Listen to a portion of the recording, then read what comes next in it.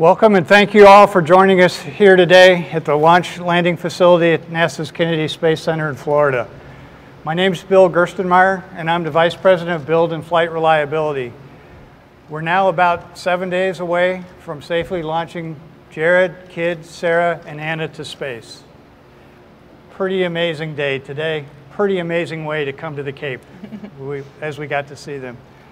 Human spaceflight has only been around since the early 1960s, and thanks to programs such as Mercury, Apollo, Gemini, the Space Shuttle program, new technology was designed, developed, that helped make human spaceflight possible.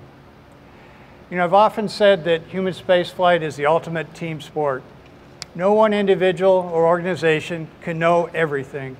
One must share knowledge, what you know and what you don't know. And now the private sector has been added to the team, who's been pushing the boundaries of what's possible for the last 10 to 15 years. The Polaris crew is helping to develop necessary technology needed to go to Mars. The suits they'll talk about, the laser-based communications, the spacecraft, and the environment will all help us get closer to going to the moon and Mars in the future. So the private sector is truly a portion of this great human spaceflight team. You know, what's special about this mission is that we have two SpaceX employees on the Polaris Dawn crew, Sarah and Anna. Each have individually contributed to the development of the SpaceX human spaceflight program, especially the Dragon capsule, and provided invaluable experience of training and supporting crews have really contributed in a big way to this mission. But what's really special is the knowledge that they're going to gain from this mission, they can then bring back to SpaceX and share with the rest of the SpaceX team. What a great partnership between Sarah and Anna and the SpaceX team. We'll all benefit from this great endeavor. The crew's going to share with you the details of the upcoming mission, what they've done to get ready for Monday's launch, and what they plan to do on orbit. But before that, I'll give you a little update of where we are right now. The Dragon will be transported to the hangar 39A today, probably sometime this afternoon, where the teams will start to make the spacecraft, or mate the spacecraft to the Falcon 9 booster to launch Polaris Dawn. Safety is always our top priority, and we will have final checkouts and analysis to complete. The teams have a solid plan to complete all the work prior to the launch, and we will review everything to ensure we are really ready to launch. As such, I want to talk to you briefly about a recent development the SpaceX teams currently worked on and solved. When we're in the vacuum with 100% oxygen into the spacesuits, we want to eliminate as many flammability risks as possible.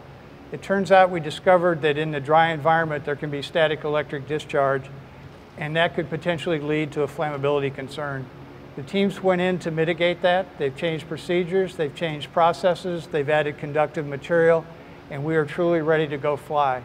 This is an example of one of the many things that we learned on this flight that really haven't been exposed before in Eva Suit Development. So SpaceX and the teams and the crew, with their help, are continuing to push the envelope of what it takes to go to the moon and Mars.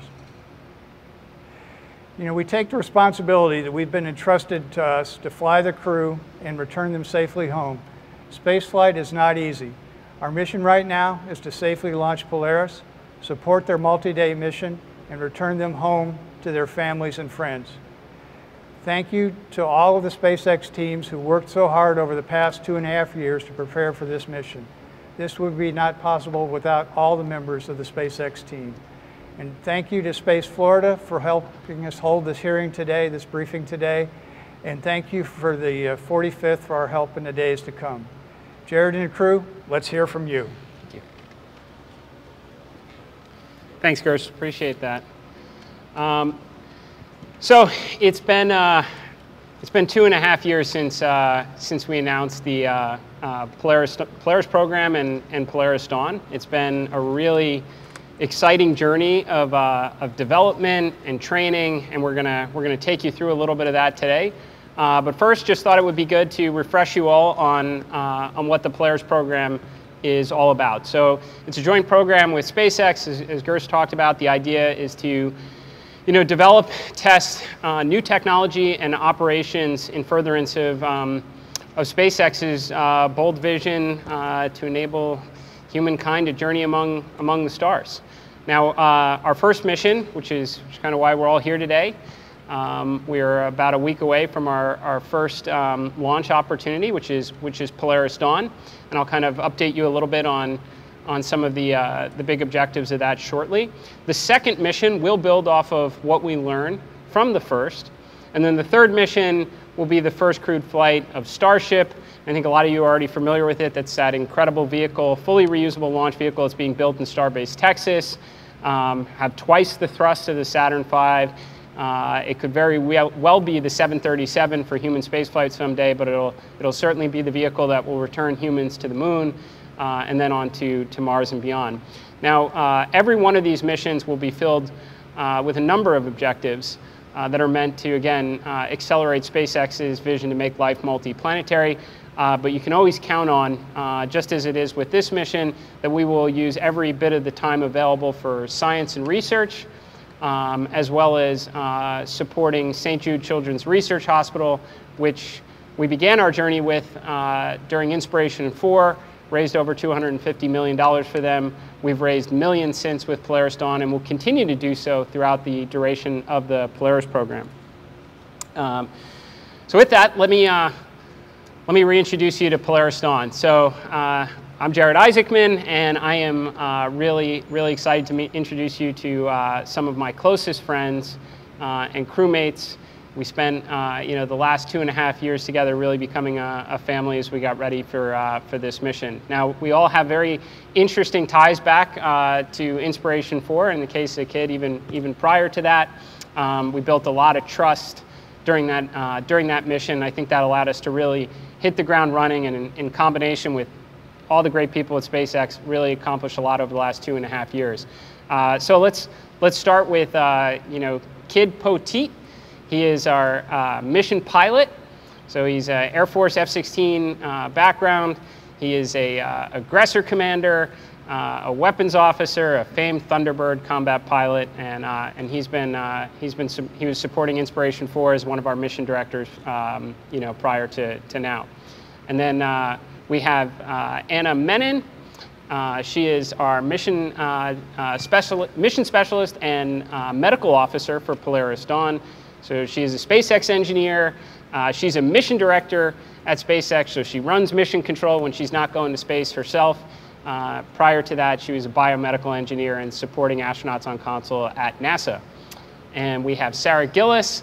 She's also a mission specialist. She is a SpaceX engineer. She is a lead astronaut trainer. She's trained many of the crews, the NASA crews that have gone to space, including my previous instructor on Inspiration 4. She also works in mission control as a core or like a Capcom, familiar, and she's a very talented musician as well. So it takes a huge team to prepare for a mission like Polaris Dawn and support the broader Polaris program objectives. So we've got an awesome group, many of them here, and many of them actually flew in with us today. So Todd Leif Erickson is our mission director. Sean Stroker Gustafson is our deputy mission director. We have Combo Weeks. She handles all of our science and research coordination. We have John Slickbaum. He's our philanthropy director, all the coordination with St. Jude Children's Research Hospital and their important vision that no child should ever die in the dawn of life.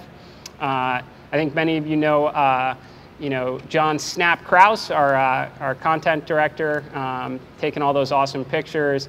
We have Sarah Grover, our communications director, and then Casey Phillips, and she's our project coordinator. I think even more importantly to emphasize, there are about 14,000 names that are not on the screen in front of you. Those are all the SpaceXers that are going to work every single day trying to make science fiction a reality. It's really awesome, and we're the 4 lucky ones that get to go on this ride, but I can't tell you how many teams have been working nonstop for the last 2.5 years, building a new EVA suit to do a spacewalk, and the operations associated with it, and the vehicle changes, the Starlink lasers, a bunch of things we're gonna talk to you about in order to make this possible, all supporting that kind of bigger dreams that maybe not in the not too distant future, humans are gonna finally reach another planet other than our own. And it's awesome to see every day. I've said it many times that the journey and being the journey leading up to launch and being a fly on the wall to the history that SpaceX is making is just as good as flying the mission itself. Okay, give you a little bit of the mission overview. So again, we're just about a week away from our first launch opportunity. I think we're flying on booster 1083, which will be its fourth flight. We'll be flying on Dragon 207 on its third flight. This is, if you know the history of it, this is what Crew 1 went to space on. This is what I flew on previously for Inspiration 4, and now Polaris Dawn will go on, which is pretty cool. Very low time Dragon, which is nice. We will launch from 39A. We're expecting up to a 5-day nominal mission duration. We will launch into a 51.6 degree inclination and an orbital period of approximately 106 minutes, and that does vary based on the altitudes that we will be going to, which brings us to the next point here. We will Falcon will drop us off in a 190 by 1200 kilometer initial orbit. At that point, we will check out the Dragon, make sure it's very, very healthy. We will pass through the South Atlantic anomaly, and then we will raise apogee up to our peak, which is 1,400 kilometers. That should surpass the Gemini 11 record. And then after approximately 10 hours, we will lower apogee to about a 190 by 700 kilometer orbit, and from there we will remain. We'll conduct our EVA before eventually phasing down and re-entering and splashing down either in the Gulf or the Atlantic. Now we do have 3 launch T0s. We will eventually down select the day of the launch. The window first opens at approximately 0330 on the 26th and goes to approximately 0700.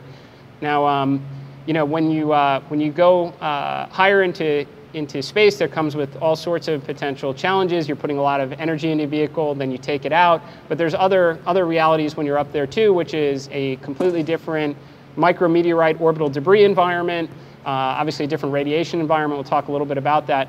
But Earth does a really good job as objects get closer to it to clean them up and burn them up, but that takes a really long time when it's higher up. So a lot of smart people at SpaceX figured out the optimal times for us to launch, which is why we have that launch window, and through vehicle pointing, so the attitude we're flying at, and then that low 190 perigee, we're able to mitigate a lot of that orbital debris risk during those launch windows. So then just to take you through the Polaris Dawn main mission objectives. So our first objective, which should take place during the first day on orbit, is an altitude record. So again, we'll go up to 1,400 kilometers. This is the farthest humans have traveled since the last time humans walked on the moon more than 50 years ago. And 2 of my crew members, Sarah and Anna, will be the women who have traveled farthest from the Earth ever, which I think is pretty cool. Now, why do this, right?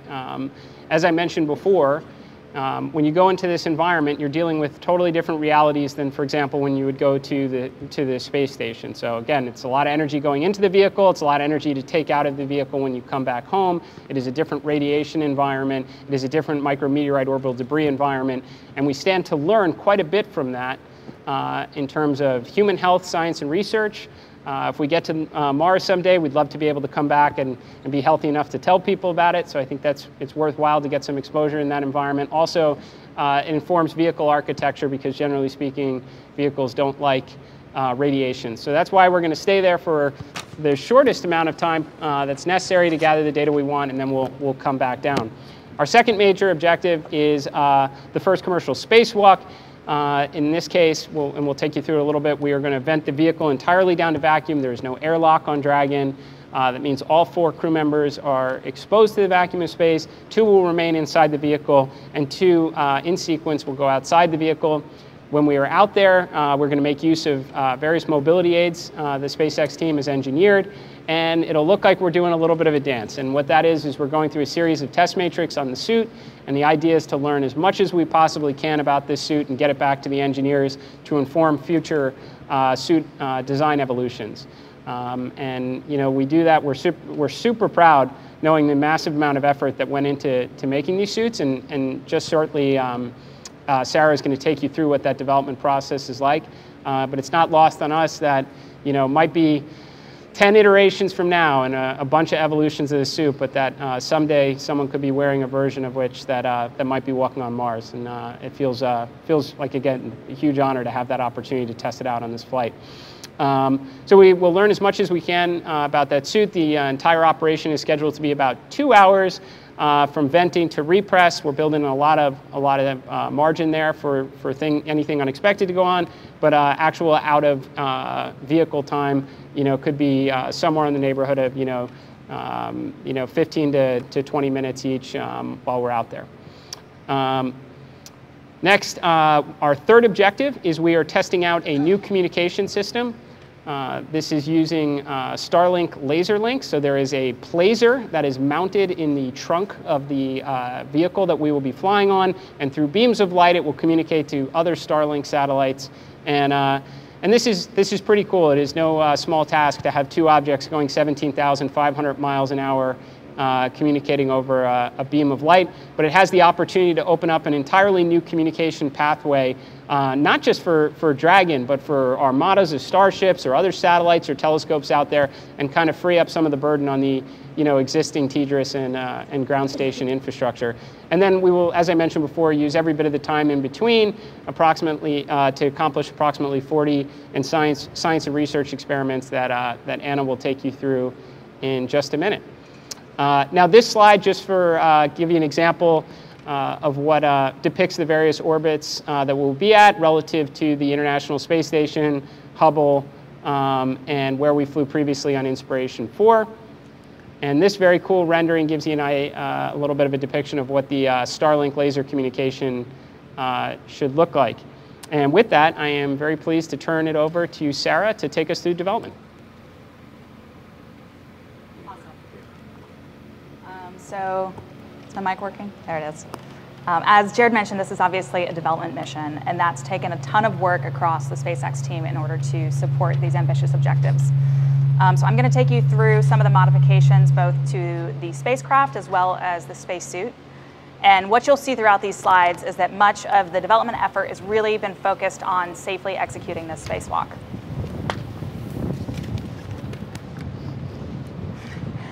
Maybe first, I'm just going to paint a little bit more of a picture of the spacewalk and what to expect.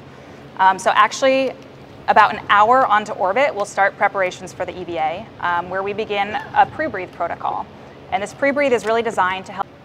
On flight day 2, we'll get pressurized in the suits and actually go through a mobility demo, where we step through the sequence and movements inside the spacecraft and really make sure there was nothing missed in our training, that we're confident before we step outside. And then flight day 3 is the spacewalk. So that morning, we'll go through system checkouts on both the life support system and the suits before all of us get pressurized on 100% oxygen. We'll complete the final pre-breathe on 100% oxygen before we vent the spacecraft. Once at vacuum, EV1 will open the hatch before EV1 and EV2 serially will go outside and complete the test matrix that Jared mentioned of suit mobility objectives.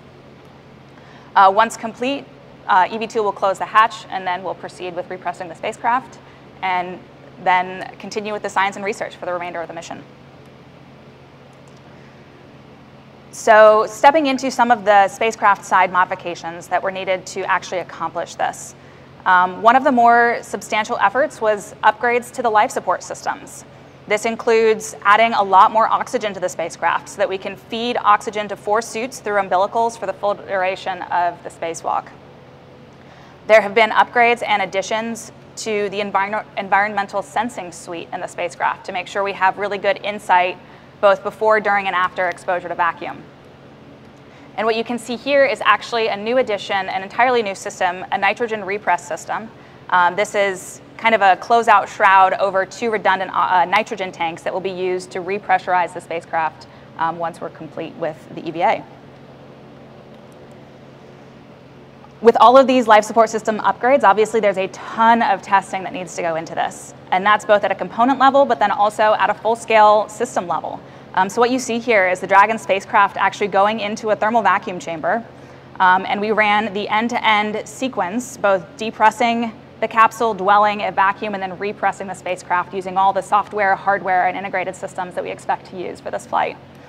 Additionally, at vacuum, we performed a long-duration dwell on the interior at vacuum so that we could actually bake out a lot of the materials on the inside, remove some chemicals that would off-gas in the vacuum of space before we're actually in that environment. There's been a lot of addition of new mobility aids to support suited mobility in the spacecraft. So you're actually looking up through the top of the spacecraft here at what we call the Skywalker. And this is a new structure that's been added outside the forward hatch that we'll use during the spacewalk, both as a handhold and footholds for some of the testing we'll perform. There's also new handholds both around and on the forward hatch of the spacecraft for interior operations, as well as some new camera views, both on the mobility aid and the nose cone to capture footage during the spacewalk. The forward hatch has also been upgraded to include a motor to assist with hatch opening. Here you can see the Starlink Wi-Fi router inside the spacecraft, and this connects to the laser system that Jared mentioned in the trunk called the plug-in laser. You might think getting internet might be as easy as just flipping that switch, turning on your internet, but it's not. We're talking about a laser sending information to a Starlink satellite that is moving at orbital velocity down to Earth and then back again. So it's been an incredible development effort by the SpaceX team. And on a personal note, I've taken specific interest in this development effort, and we have a special message that we will share with the world using this technology. So next, getting into what I actually noticed is on all of your badges, which I love, development of the EVA suit. So here it is, first generation SpaceX EVA suit. And I think it just looks so cool. I know we're all just feel so grateful to be able to test out this piece of technology. So what you see here is a design evolution of the new EVA suit. It is a design evolution from the IVA suit, the intravehicular activity suit. And it includes all sorts of technology, including a heads-up display, a helmet camera, an entirely new architecture for joint mobility. There's thermal insulation throughout the suit, including a copper and indium tin oxide visor that both provides thermal protection and solar protection. And then throughout, there's all sorts of redundancy, both in the oxygen supply feed to the suit, as well as all of the valves, all of the seals across the suit. It's an incredible suit. It's been a long journey to get here, and I'm sure, as you guys know, we didn't start here. This isn't where we began. So I'm going to take you through a little bit of the development journey to get here. So when we first started, we would come in every day for training, and pretty much every single day, we'd walk in and there would be a different suit. It would have a different glove, a different elbow, a different shoulder, and there was this constant iteration of suit components with the suit team to test and collect data. In parallel with that, though, we also had to develop training for the suit. So the SpaceX team didn't have the ability to put this really constantly evolving hardware into a pool. So they came up with a really novel solution of a suspension system that has kind of simulated physics that allows you to pressurize the suit, put on a harness, and actually go through operations as if you are weightless. So it's a really cool analog environment.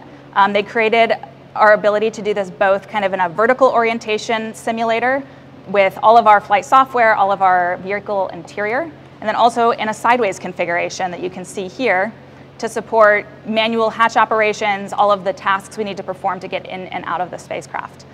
So it was this kind of constant iteration with the SpaceX team, both on the training side and the suit side.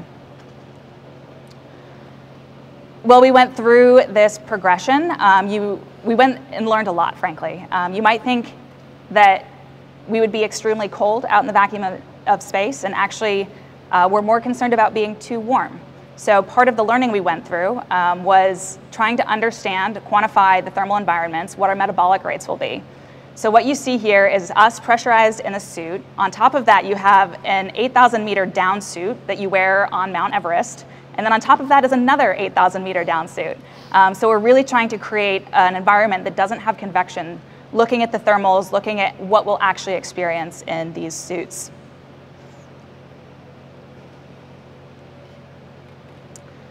Another aspect of development on this journey, as Jared mentioned, since Dragon doesn't have an airlock, the entire spacecraft is going to be going to vacuum. And I mentioned this kind of novel pre-breathe protocol, where we're starting at about 14.5 psi and going down to about 8.65 as the last stage of our pre-breathe over a long period of time to slowly pull nitrogen out of our body and reduce our risk of decompression sickness. To validate this test, we actually spent 2 whole days in a vacuum chamber at NASA Johnson Space Center, and we went through the entire protocol, stepping down pressure and then ultimately performing a simulated EVA on breathing masks of 100% oxygen, stepping through the full operation. So here you can see us in the chamber during the simulated EVA transitioning onto oxygen masks. So this was kind of just a very cool experimental validation of this protocol. The final crewed test was actually wearing these incredible suits into the vacuum chamber. So we returned to Johnson Space Center, and we were in the front chamber, or the front airlock of the chamber B, and we went through basically a full depress sequence, dwell at vacuum, and repress, looking at some of the manual hatch operations in the chamber, but really getting to see firsthand what it'll feel like in the suits as we go to vacuum. So at this point, the suit has gone through an incredibly extensive testing campaign. Some of them have been mentioned, but we've covered everything from life cycle testing, pressure testing, MMOD testing, extreme hot and colds testing, an entire campaign on ESD and flammability testing. It's been a really impressive amount of work by the SpaceX team to test this suit for flight. As a crew, we've spent probably more than 100 hours in this suit at this point. And here is actually a picture of the final checkout of our flight suits in the flight spacecraft at our test drive. We're really looking forward to testing this first generation of suit, and this is a great visual to kind of show you what to expect for the spacewalk. And so with that, I'll hand it over to Kid for training. Hello, hello. I'm Kid Poteet, the mission pilot for Polaris Dawn. And as Gerst and Rook mentioned, we've been at this journey for 2.5 years preparing for this historic mission. On a personal level, flying fighter jets in the Air Force for 20 years, combat experience, operational test experience, leading many red flag exercises, fighter weapons school. I can tell you without a doubt, this has been some of the most challenging training that I've ever experienced. And I could not imagine a more qualified crew than these 3 individuals leading the charge, getting prepared for this mission. We've been put through the ringer by Melissa, who is our lead trainer, sitting in row 3. And it's been an awesome journey preparing for this mission. And it also took, as Gerst and Jared mentioned, an entire organization, 14,000 employees, and some of the brightest and smartest engineers I've ever met have been a part of this. And we're just so thankful for what the resources and the time and effort they put into this mission. As far as the training, there's more or less 3 objectives. First off, to get us qualified in the operation of this spacecraft. Secondly, it's about adaptation to the environment that we're going to live in for 5 days in space. It's very austere, and we got to get ready for that, and there's ways that we do that. And then third, experiential learning. Setting up those experiences that kind of put us in a scenario that is allows us the opportunity to get comfortable in an uncomfortable environment, and I'll talk about that. To accomplish these objectives, we more or less have 3 categories: procedural training, physiology training, and practical training. As far as the procedural training, we spent a majority of our time, roughly about 2,000 hours in the simulator. We went through extensive academics, all the systems, knowledge of the spacecraft, crew resource management, communications amongst the crew, as well as with mission control, nominal procedures, contingency operations, emergency procedures. All these things culminated with the 2,000 hours that we spent in the simulator. Now, to put this in perspective, I flew fighters for 20 years.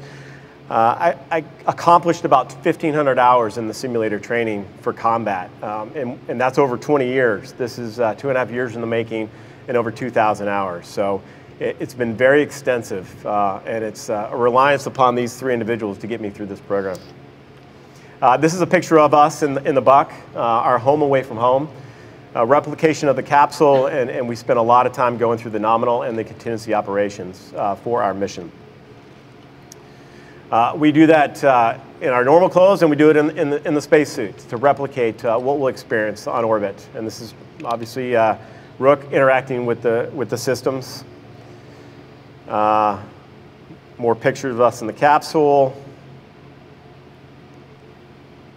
And then as far as the physiology training, adapting to the environment that we're going to live in, we accomplish this training through the centrifuge, through the altitude chamber, the vacuum chamber, zero-G flights, and it's all to provide, it's very challenging to replicate space on Earth. But there's certain tools and resources that we can utilize to kind of get a feel for it and adapt and build our confidence for those stressors. The centrifuge, similar to what we do in the Air Force, just a slightly different orientation based on the sensation of the G-forces that we'll experience on the way up and the way down. And we'll accomplish that in the centrifuge. And it's about 4.5, 5 Gs on the way up. Various transitions as we go through MECO and SECO, ultimately arriving on space and that zero-G experience. The altitude chamber. We spent time in there getting familiar with our symptoms of hypoxia. There are various PSIAs, pressures that we'll experience throughout the pre-brief protocol, the 5-phase pre-brief protocol. Anywhere from atmospheric, 14.7, working our way all the way down to when we're at vacuum, we'll be at 5 PSI inside our suit. All the while, we have different oxygen concentration levels, anywhere from 20% all the way up to 100% on the pre-breathe. We did the zero-G flights, which are a lot of fun. But again, it's hard to replicate. These are 30-second intervals, so we utilized this opportunity to accomplish some of our science and research to see what that would feel like. And we got to stay healthy. And these 2 are going to keep us healthy because they're the smartest of the group. So they went through a very extensive medical training at participating in partnered hospitals to get fully qualified to take care of us on orbit. And so the fun part, so we did a lot of practical training, getting comfortable in uncomfortable scenarios. Scuba diving. It's very difficult to communicate when you're underwater. Temperature you got to deal with, but it also provides that buoyancy that can help us train for microgravity when we're on orbit. Fighter jets. That's probably the easiest thing I was able to do throughout this 2.5 years. Why is that important? Well, again, it's a little more stressful environment. Communication can be challenging when you're communicating over radio. Close proximity, we're going to build the trust and the confidence that we have in each other. And then we climbed Cotopaxi, just shy of 20,000 feet down in Ecuador. So why is that important? Well, when it's a multi-day journey to get to the summit, you're dehydrated, you're hungry, you're grouchy because sleep sucks. And you learn a lot about yourself under this stressful environment, and you learn a lot about each other. So that was a really good training experience for the team. And we did the skydiving. We went to the U.S. Air Force Academy and went through their very rigorous program, the only program in the world where your first jump is solo free fall. So again, that kind of took us through this very demanding training syllabus in order to skydive and jump out of an aircraft. And this was just some supplemental training, jumping off the high meter platform at the Air Force Academy, because we could. So with that, I'm going to pass it off to Anna for science and research. Thanks, Kit. So as Jared mentioned, science and research is our 4th major mission objective. We have partnered with approximately 30 institutions around the world to execute a series of approximately 40 science and research experiments as a part of this mission. They generally fall into 3 categories. The first category is human health. We are born into 1G. When you go into 0G, whether it's for 5 days or a 9-month trip to Mars, things change. You have bone density loss, you have vision changes, you have severe motion sickness, and we don't have answers for all of that. The second category is research that can take advantage of the unique mission profile that we are flying. For example, we are doing a spacewalk, and when you do that, you reduce the pressure. With that, just like when you open a can of soda, bubbles are released. So we are using ultrasound to monitor for those bubbles. The third category involves, there's problems that we face here on Earth, and including when astronauts come back from space, they face challenges upon returning to Earth's gravity. For example, astronauts often experience disorientation and balance issues upon returning to gravity, and we are testing out ways to help with that. So what you see here is that pressure chamber that we're living in for 2 days that Sarah mentioned, but what's really neat about this is that we had the opportunity to practice a lot of the experiments we will do in space, but while we were also experimentally validating our pre-brief protocol for our EVA. You might just think that this looks like a flight simulator, but really what it relates to is cognitive abilities. By the time you get to your destination on a mission, be it Moon or Mars, you want to have retained the skills that you trained when you left back on Earth. So we are testing out training techniques to help with this. This is a device that uses blood flow restriction to help improve the efficacy of exercise in space, and also helps improve the effects of fluid shifts that astronauts experience when they go to space. We have a number of experiments looking into those eye changes that I mentioned occur for astronauts. One, you can see here, uses this contact lens that we will wear, and it measures intraocular pressure for extended periods of time, and so we can hope to better understand the mechanisms behind these eye changes.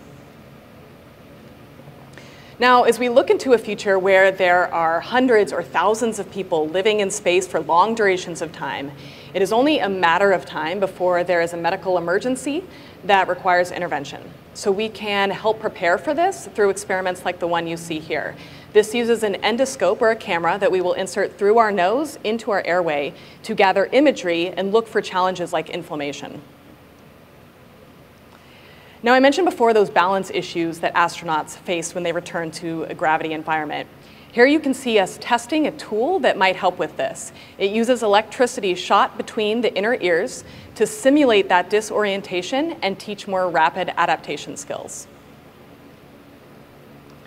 And then finally, looking into the future, artificial gravity is one thing that could help make all of these issues go away. But it comes at a cost, and that is severe motion sickness. But scientists think that when you go to space, you might be less impacted by that disorientation that comes from spinning required for artificial gravity. So we will test that hypothesis. Now, this mission is testing technologies that contributes to our collective future in human space exploration. But we also believe it is important to address the challenges that we face here on Earth today. And one of the ways we are doing that is by raising funds and awareness for St. Jude Children's Research Hospital. This is a continuation of what was started on Inspiration 4. They raised over $250 million for St. Jude, and we are continuing that. The difference here is that we are taking our message all around the world, because Starlink goes all around the world. We took Starlink to the Philippines. We distributed Starlink terminals to hospitals around the world to help support remote medicine capabilities. We are helping to build a new facility to help patients who are undergoing treatment. And then on a personal note, I authored a book named Kisses from Space, and the proceeds from that will go to benefit St. Jude. So here we are, sitting 7 days out from our first launch opportunity. What do the days ahead look like? So our major goal is to stay healthy. But we are lucky in that we have a lot to keep us busy and our minds focused and sharp in those days. That includes science and research prep, data collection, some flying, and some of our official duties, including launch readiness review and a dry dress rehearsal of launch day in our capsule. But you probably most care about what we will actually do on orbit. So we get to launch. We get into space in about 10 minutes. About an hour after getting there, we will start that pre-brief protocol that Sarah mentioned. We will soon thereafter raise to our peak apogee, and while we're there, we will be passing through the inner regions of Earth's Van Allen radiation belt. And that brings us to flight day 2. Flight day 2, I will read the book I authored to my family as well as some of the brave patients of St. Jude Children's Research Hospital. And then we will lower to our cruise orbit. At that point, we will begin our spacewalk preparations. We will perform that mobility test. We will check out our spacesuits, and we will configure the cabin. Flight day 3 is EVA day. We will wake up, have several hours of preparations, including final cargo configurations, ECLIS checkouts, and preparing biomedical monitoring devices for the spacewalk. We'll don our spacesuits, do a suit leak check, and then perform the EVA. This entire thing will be live streamed, so please join. Flight day 4 is the Starlink demonstration day. So we will have some checkouts and then perform a series of demonstrations as a part of that test. You'll want to stay tuned for this. And then flight day 5 is our final full day on orbit. We will be wrapping up all of that research that I mentioned earlier. We do have research weaved in every single day of the mission, but this will be our last day to gather as much data as possible for the scientists back here on Earth. Then we will begin our re-entry preparations, and that brings us to flight day 6. We will don our spacesuits, re-enter through Earth's atmosphere, and then splash down off the coast of Florida at one of SpaceX's 7 sites. When we get back, we will be recovered by the SpaceX recovery vessel, and then we will owe some time to science and research and reconnecting with our families, and then we will be looking forward to talking with all of you again. So with that, we will take any questions you have. Right, so if you could please come up to the microphone, state your affiliation and who you'd like to address your question to. We'll take 1 or 2 questions from each reporter. Hi, can you hear me? Yes. Marcia Dunn, AP. NASA has long considered spacewalks the riskiest part of any space flight after launch and entry.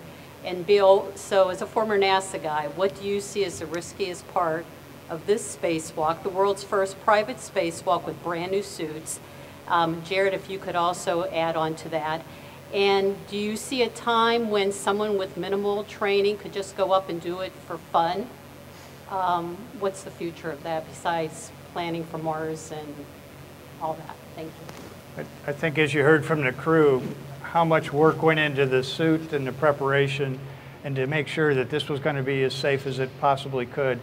You're right, EVA is a risky adventure, but again, we've done all the preparation. We did the capsule testing, we did the suit testing, we did the hyperbaric chambers, we did all the work to really get ready for this. You know, we kind of built off of what NASA's heritage was, but I think we've also extended NASA's heritage a little bit further. Some of the joints in the suits are much better than we've had in the NASA world. Some of the other capabilities, the heads-up display is also a new thing that's coming into the spacesuit world. So I think it's really a tribute to this team that they advanced the state of the art, and we're going to do it as safely as we can. And we've got the right protocols and we've done the right testing to get ready to go do it. Go ahead, Jared. Yeah, I guess just to layer onto it. I mean, the EVA probably makes up the majority of the development for Polaris Dawn. I mean, an absolute extensive amount of time has gone into it, so much so that I was actually far more concerned, and it is rightfully, why would it be the riskiest part? Because you're throwing away all the safety of your vehicle, right? And it now comes down to your suit becomes your spaceship.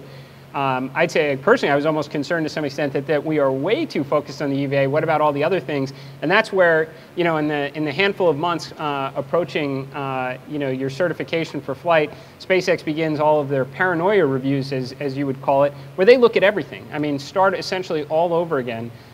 We participate in every single risk briefing. You know, some of which was covered in Gerst's initial remarks, like, you know, flammability-related concerns. We were brought out to White Sands Missile Range to see where they do the MMOD testing.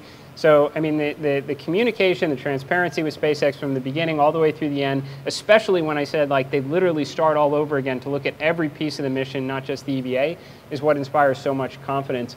And in terms of, like, can anyone, you know, do this someday, I would actually say, like, the training in the suit was super fun and exciting. I think actually where it might not be for everyone is the development side of it, when we're trying different suits out and they're saying, let's try today to see how hot we can make it. and put on two 8,000-meter suits. That's probably, you know, I know we all found it enjoyable. I don't know if everybody would, or like, you know, let's see how cold we can make it with liquid nitrogen. So the development side, which is, I think, very appealing to us, is maybe not necessarily for everybody, but once your suit is good and you're ready to go, I imagine, you know, a lot of people someday in the future are going to be, you know, maybe even families bouncing around on the lunar surface in their SpaceX EVA suits. Certainly possible. Okay. And one quick follow-up is SpaceX. Did they cover the whole cost of the spacesuit development? I mean, is that all in-house, all the tech that went into that, all the research? I think it's shared across the Polaris team along with SpaceX. But again, you know, our company's vision is to make us multiplanetary in the future. So this is an investment in the future. So the company is willing to make those R&D investments to get us ready to move human presence beyond low Earth orbit. Jeff Bounce of Space News. A question for Mr. Isaacman. When you announced the Polaris program 2.5 years ago, you were looking at flying this mission perhaps by late 2022. You talk about what things caused the schedule to slip. Was it just the spacesuit development or other factors? And what gives you confidence that you are ready to go now at this point? Yeah, well, I think actually the fact that it has taken 2.5 years is where you get confidence. If it was the initial 9-month time frame, I think we'd probably all be wondering how we were able to work that quickly. I would say that this is one of the many kind of you know, philosophies that I've observed at SpaceX that gets people very motivated. Is you set some very ambitious deadlines up front to get people working really hard in the right direction, but there's lots of good sanity checks along the way to say, is this now right, or should we move it out? So I think it was right in the beginning to say we're gonna try and achieve this at, like, you know, light speed. You can't just point entirely to the suit being a part of it. I mean, the briefings we received from the engineers on the Starlink side were, I mean, incredible. You know, the amount of work that goes into it, and I think, you know, during the launch webcast, they're going to show some behind the scenes from the engineers, because I'd never want anyone to just think it is just throwing the on switch on say, the internet. That was a massive engineering challenge to solve, as was the suit and the operations to even support the suit. Having a good suit's fine, but you still have to vent the vehicle and repress it so that you don't need to remain in the suit through the duration of the mission. So I think there's just a lot of things. They're ambitious objectives. These are all, and those ambitious objectives came with real engineering challenges, and it took a big organization effort to get there. But as I mentioned before, we were briefed extensively in the months leading up to this through all the paranoia reviews, the flight readiness review that happens a decent while ago, and you're hearing from every engineer, you know, green, yellow, red, how we're looking, and being kept informed right up to the end. So that's where you get all the confidence that we're ready. And just to quickly follow up, can you give sort of a ballpark estimate of how much money you've invested into this program so far? Not a chance. Good question. Hi, Richard Tribou, Orlando Sentinel. I really am curious about the danger of opening up this spacecraft in space. Not only just the idea of going in vacuum, and what are the contingency, I mean, Scott talked about this, the contingency and emergency things. I mean, how many simulations do you go through? Is there a timeline for if there's a major emergency getting back to Earth safely? And is the 700-kilometer orbit more dangerous with micrometeorites and whatnot? So just if any of you could speak to that. Thank you. Anybody like it? Sure. Contingency. Oh, sorry. So throughout the EVA program and the development of this, that's really where they started with, is what are the contingencies we need to plan for, and how do we ensure crew can get home safely? So there's some really interesting operations that have been developed, both to ensure we have a good landing site that's within reachable target at the start of the spacewalk, for instance. But we have spent so much time drilling contingency responses, drilling all different flavors of responses we might need to have on the spacewalk. As a trainer, I actually think we have used up all the ideas I had at the start of this for what I might want to throw. Melissa's done an excellent job kind of sprinkling in everything she could throw at us at this point. But there's been a lot of work just to ensure we have the right response for any scenario we can think of. What about the 700-kilometer altitude? I think our orbit was designed to be highly elliptical, where at least approximately half of the orbit is going to benefit from being a very low perigee, of 190 kilometers. 700 kilometers at apogee certainly has more MMOD than 190 or 400, but again, the T0 times that were picked, for this mission is what gives us, the best window to minimize the impact of MMOD. So we feel pretty good about it. And maybe just to add on that, for the spacewalk itself, we'll be orienting the vehicle in a way that shields the crew members. So it's kind of a really clever way of both providing shade through the nose cone and then also additional protection of spacecraft. Just one quick thing. How long is the tether? This is a good question. Long enough to get the job done, not long enough to do, the original, depiction of us floating in space. So. Hello, Anthony Leone, Spectrum News. With all the training that you guys have done, was there any part where it made you the most uncomfortable and maybe dread a little bit or maybe make changes to when you're ready to do it for real next week?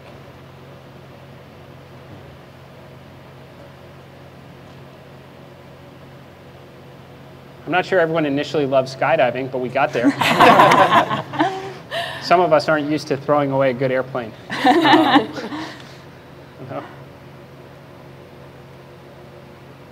Yeah, I don't think that anything stands out as causing us to change our plans. I think they actually just contributed to our learning, our preparedness, gave us a toolbox of skills that we will use throughout our mission. And I think what's really cool about the development effort is we started with an idea of the operation, and then we started testing it and iterating on it. And it was like, okay, we very clearly need a mobility aid to go here. Otherwise, we're not going to be able to do what we need here. So I'd say as we went through training, we were just working hand in hand with the SpaceX team to modify the vehicle and add what we needed when we ran into issues. So it's been a really cool evolution over time. And I think, spending thousands of hours in the simulator is what helped build our confidence for dealing with any scenario that Melissa decided to throw at us. It was very challenging, like I highlighted in my portion, but experiencing those and trying to identify what is wrong and then how do we work together to solve those issues is certainly built our confidence to be able to handle that. Very low probability, but be able to handle that on orbit. Thank you. Hey everybody, I'm James. I'm from Channel 6. I'm a local reporter here in Cape Canaveral. Hey, James. I was wondering for Anna and Sarah, from your early days of working on developing Dragon, did you always want to fly on it too? And is your confidence in your spacecraft why you're willing to take the risk of going to space? Thank you. I think for me, I dreamed of going to space from a very young age. I grew up in Houston, another space city, and I was exposed to space on a field trip and got to experience a day in the life of an astronaut and a flight controller and mission control, and I fell in love with the industry.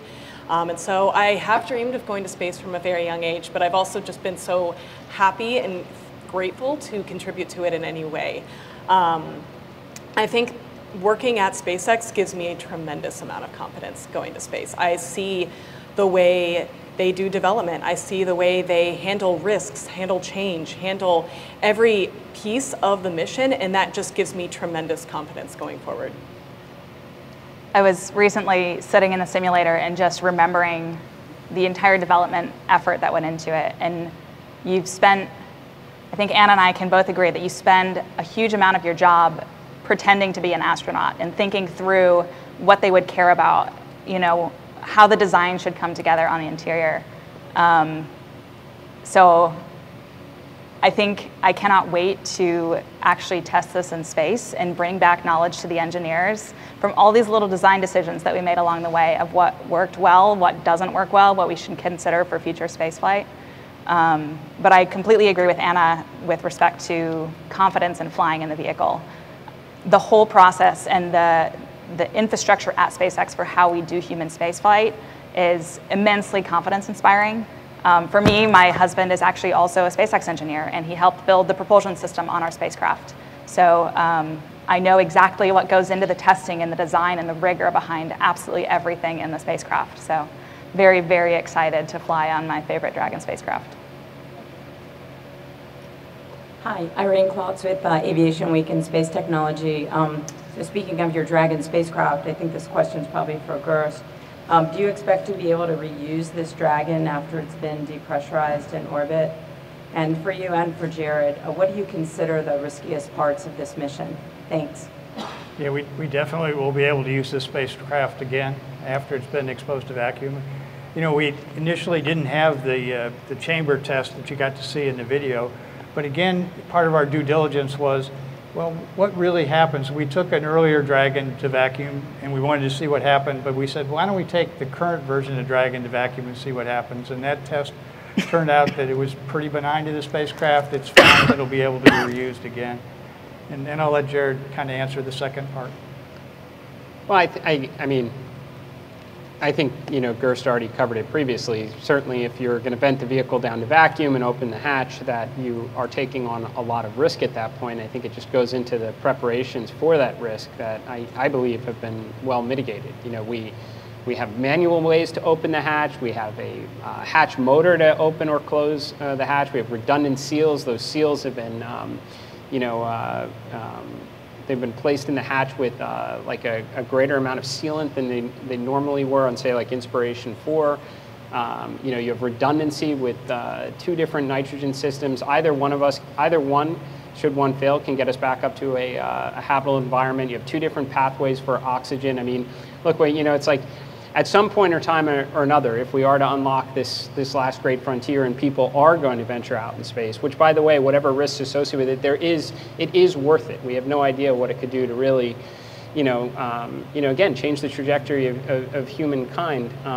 So, like, at some point, somebody, you know, there has to be some first steps in this direction, but they are really well thought out, well mitigated, you know, for the benefit of those that will follow, that will inevitably be doing spacewalks to, you know, build, construct, repair, discover. Yeah, I think, you know, objectively would be the riskiest part of the mission. It's also the one that's received rightfully probably the majority of the last 2.5 years of attention. Hi, thank you. I'm Ken Kramer from Space Up Close. Jared, I want to ask you, first I want to thank you for what you did for St. Jude. I'm a pharmaceutical research scientist for many decades making medicines.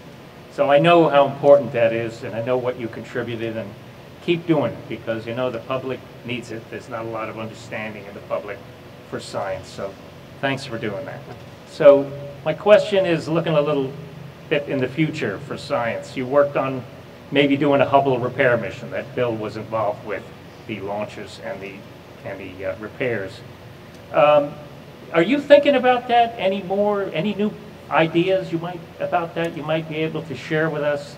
Also want to ask you about the Viper. NASA has just canceled the Viper mission, very sadly, and they're giving it up. Is that something you might be interested in taking on? It just needs a little bit of testing. And any other robotic missions to the moon or Mars? These are critical missions to help us get to the moon and Mars. So what are your thoughts? Thank you. Appreciate the questions and the comments on St. Jude, and that's a huge team effort, by the way. I mean, I think over 1 million people donated during Inspiration 4, which it was that process that ultimately brought us Chris Zimbrowski, who joined the Inspiration 4 crew. So it's a team effort inside of Polaris, and it's a team effort for everyone who's contributing to that important cause. And it's a team effort that goes into everything as it relates to this mission. So we're gonna learn an awful lot, you know, from Polaris Dawn. There's big, very ambitious objectives. We'll come back with a lot of data, and that's what will ultimately inform, you know, the second mission. I think that this journey of creating, you know, affordable EVA suits that can be scaled up into mass production is a very worthwhile one. You know, there's going to be an armada of starships arriving on Mars at some point into the future, and there's people are going to have to be able to get out of it and walk around and do important things. And those suits themselves shouldn't cost hundreds of millions of dollars, and the risk associated with things like DCS should be as close to zero. And that's a very ongoing effort by a lot of people. Yeah, I can't say that I am I'm familiar. I've seen some of the news about the Viper cancellation and such. The last, honestly, handful of months been pretty concentrated on what we're trying to do here today. But I will say, like, it's a good question because you know, there is a lot that we stand to gain out there, and I think that the private sector, you know, investing capital, kind of accelerating this whole world of commercial space is a really good thing if we want to have a hope of kind of figuring out some of those questions that we've been thinking about for a very long time in our lifetime. So governments aren't always the greatest capital allocators. We can absolutely cheer them on in their great efforts, but it's great to cheer on the private sector too and investments that they can make in order to, you know, unlock this last frontier. So anything about Hubble or maybe other robotic science missions you might be interested in? I don't know. We'll come back from this one and see where we go from here. But we definitely have a Polaris 2 that'll be up next. Okay, I hope you think about it. Thank you. Thank you. Bill Harwood, CBS News. I think for Sarah, can you give us a little bit more insight into the suit? A lot of us are, you know, remember the NASA shuttle suits, you know, the water-cooled undergarments and the 30-minute oxygen supply on the leg, and all of those things. What are the thermal constraints that your suit can handle? Can you go out in sunlight? Could you go out in dead of night? And how do you mitigate the thermal extremes you see in space? And how does that figure into when you decide to go stick your head out? Great question. One more. Let me stick in one more before I'll walk away. Jared, you mentioned the longer tether and all that. You mentioned Ed White's first spacewalk, with greatest EVA picture ever taken, I think. Sure is. Just for the record, why not go all the way out there? Yeah. Yeah, so, you know, we really started looking at the lessons across NASA's incredible portfolio of EVA development over time and have built the EVA around the objectives we really want to get out of this suit. Maybe giving you a little more description of the suit itself. So the suit is fed from oxygen supply in the spacecraft using the umbilical to the suit. And there are two redundant paths within that. There's a primary path and a secondary path for oxygen. But really the suit has been tested for any environment it can see, from sun exposure to extreme dark. There aren't restrictions on when we can actually go outside the spacecraft. We will kind of serially be progressing. EV1, go outside, come back in, then EV2, go outside, come back in. So I would say at this point, the amount of testing is bounding of pretty much any condition we could see in space, as well as much beyond that. So they've tested really, really extreme temperatures, both on the hot end and the cold end in this development effort. Hi, Josh Denner with Space.com. I'd love to hear from the whole crew. This will be SpaceX's first crewed launch since its return to flight after its mishap last month. What was it like to witness that happen, knowing you had a flight coming up?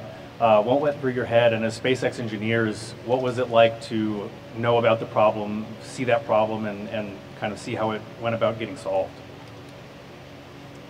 I would say SpaceX did an incredible job of keeping us informed every step of the way.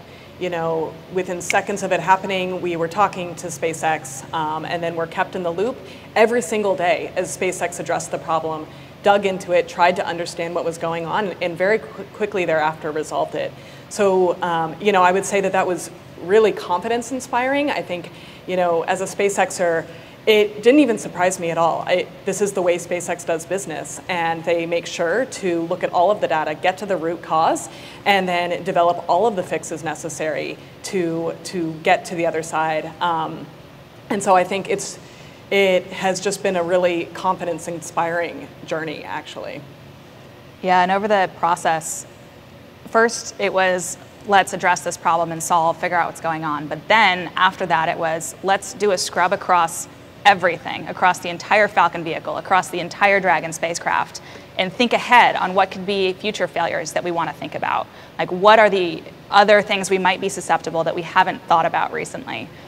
So completely agree with Anna. It's been incredibly confidence-inspiring as they've gone through this effort and kept us informed every step of the way. Communication, competence, completeness, and crew is what I can come up with. First off, communication, Gerst. The briefs that he provided us were extremely thorough, and competence is his team that solved it. and he was providing us the information all along the way.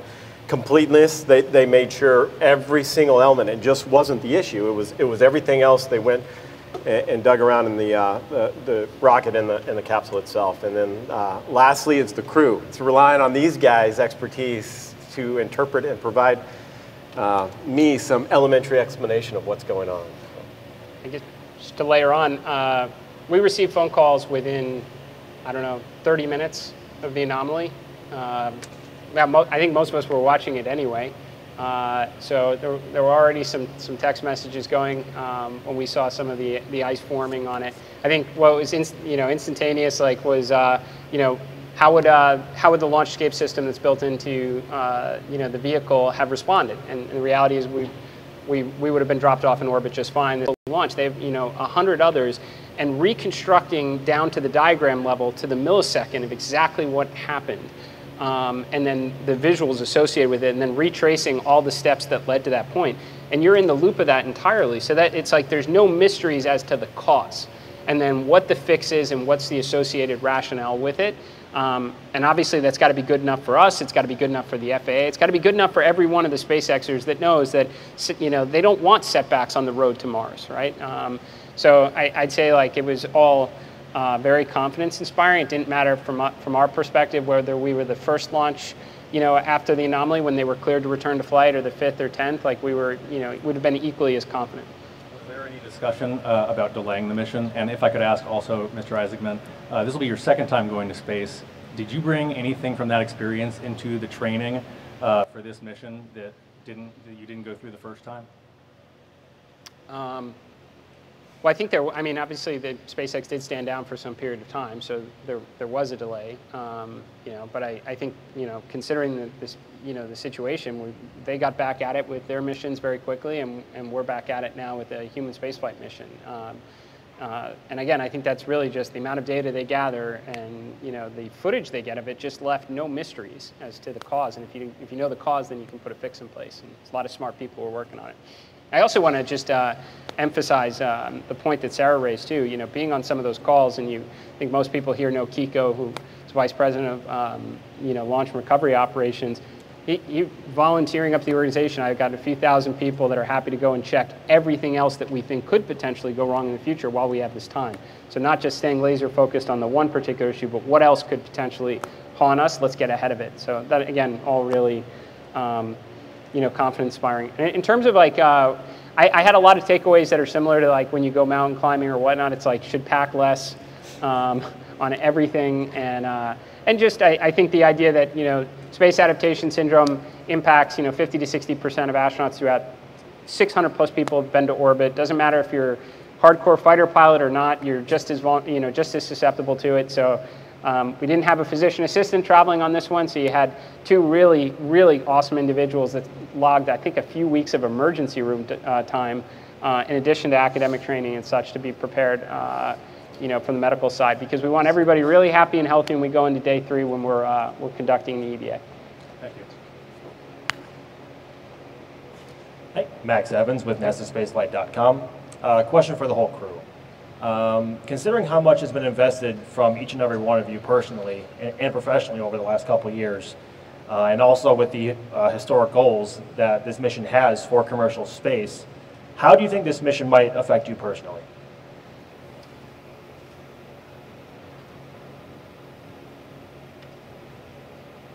I guess, I think it will without a doubt impact me. It already has.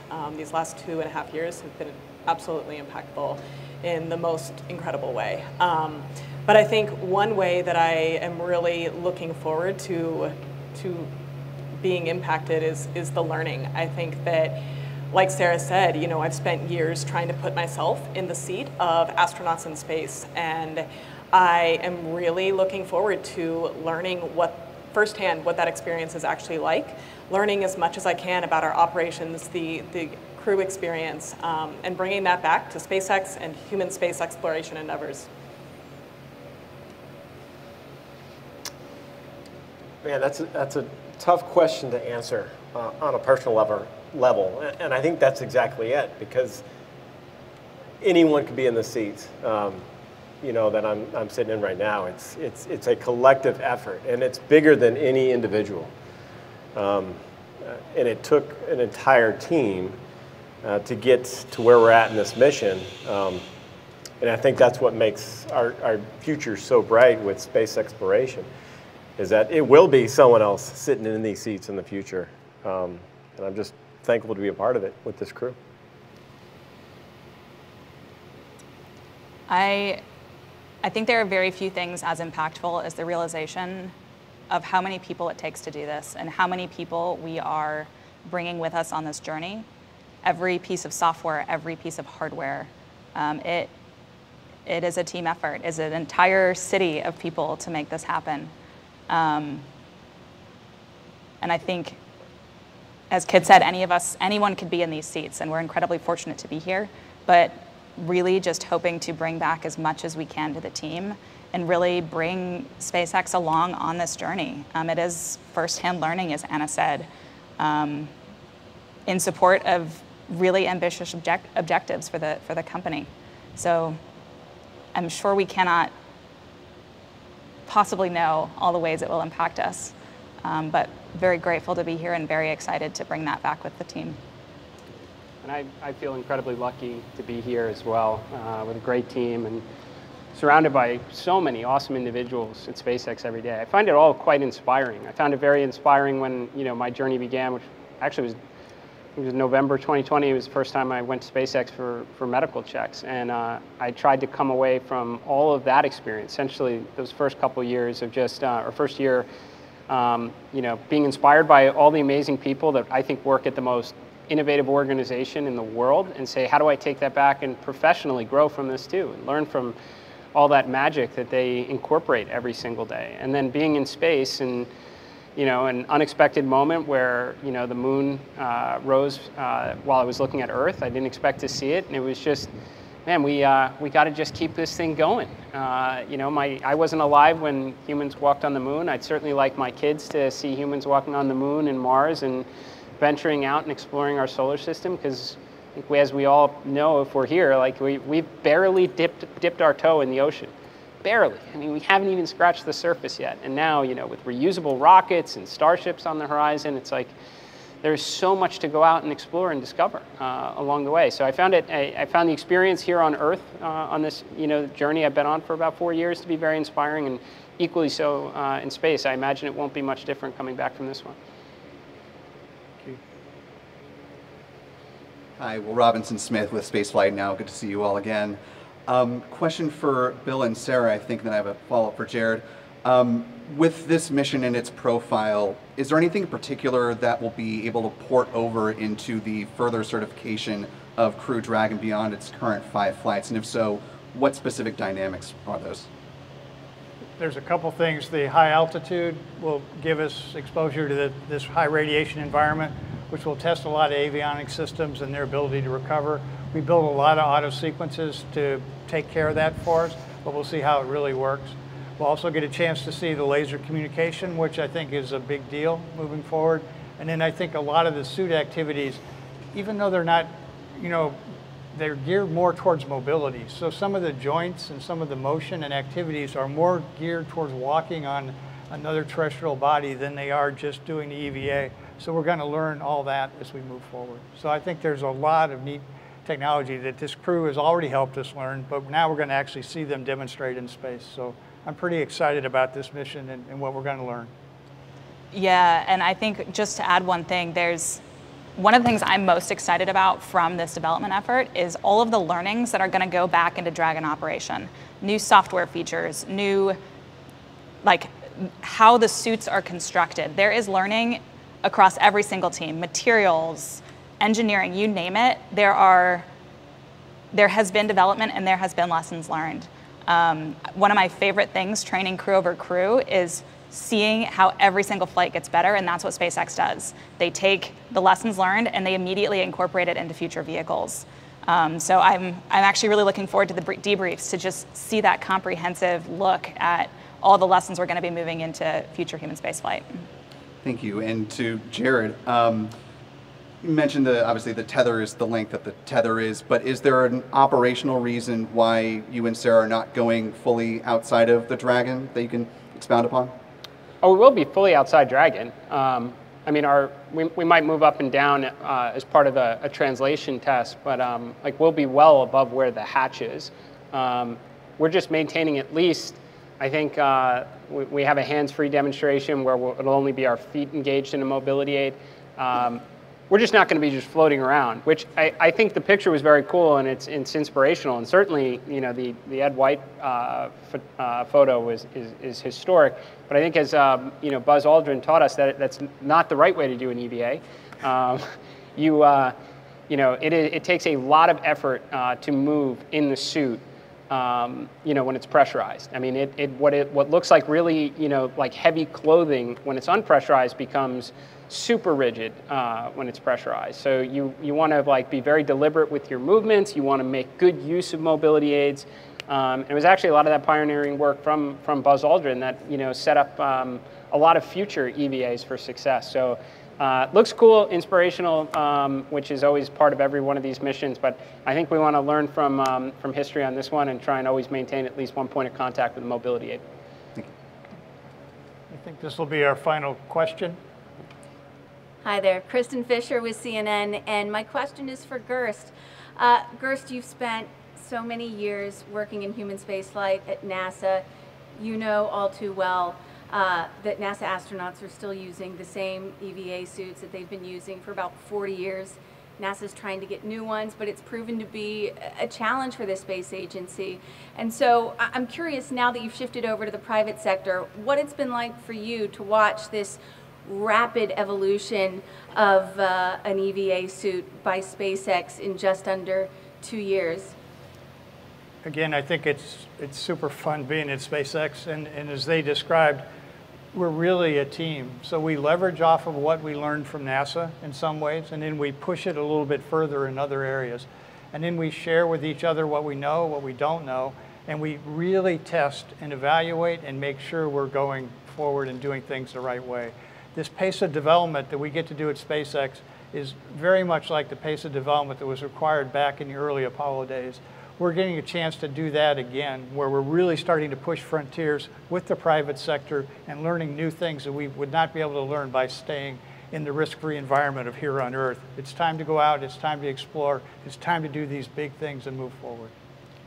Bam, let's go. And that concludes our press event. Again, thank you for your attendance, and I think you got to meet an extremely special crew. Follow them during their mission, follow what they're doing, and learn and explore, just like they're the explorers moving forward. Thank you. Thank you. Thank you, everyone.